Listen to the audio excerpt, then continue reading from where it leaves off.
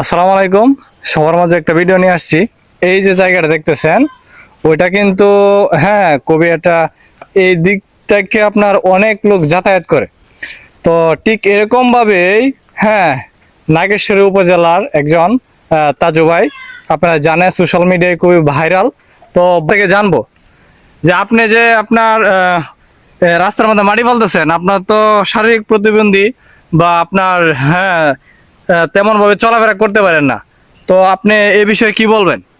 রাস্তাটা না গর্ত, গাড়ি ঘোড়া চলতে পারে না, তাই আমি ওইটা গর্তটা বইরা দিলাম যে মানুষ যাতায়াত করতে পারে।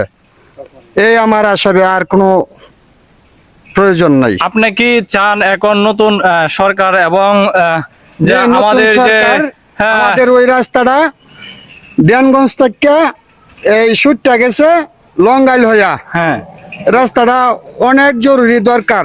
যে এই রাস্তাটা হোক আপনারা চান? জি জি জি। তো এদিক দিয়ে কিন্তু অনেক আপনার গাড়ি ঘোড়া চলাচল করে। আশা করব সবাইকে আহ্বান করব এরকম কাজে, এরকম কাজে থাকার জন্য।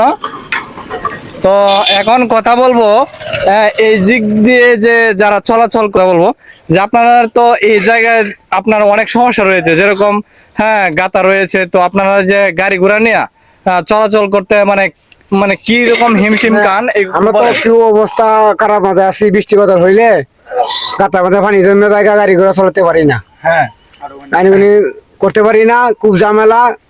গাড়ি অল্প দিনে নষ্ট হয়ে জায়গা, অনেক টাকার গাড়ি কিনছি তো, হ্যাঁ তাই নষ্ট হয়ে জায়গা ঠিকঠাক করণ লাগে। আমরা এই অনেক দিন ধরিয়া আপনার সমস্যা, মানে এই রাস্তাটা বললে আমরা লাগে খুব সুবিধা, হ্যাঁ বুঝলেন? বুঝতে পারছি। তো আমি বলবো এই রাস্তার কাজগুলো খুব দ্রুত দেখার জন্য, এবং সবাইকে আহ্বান করব। এবং তো আমি বলবো যে প্রত্যেক জেলার, প্রত্যেক উপজেলার সবাইকে নিজ নিজ জায়গা থেকে সবাই আসবেন এবং উপস্থাপনা করবেন যে আপনার উপজেলায় কি কি ধরনের কি কি সমস্যা রয়েছে, এবং সরকারের কাছে এগুলা তুলে ধরবেন। আশা করি এগুলা খুব দ্রুত সমাধান হয়ে যাবে ইনশাল্লাহ। সবাই ভালো থাকবেন, সুস্থ থাকবেন।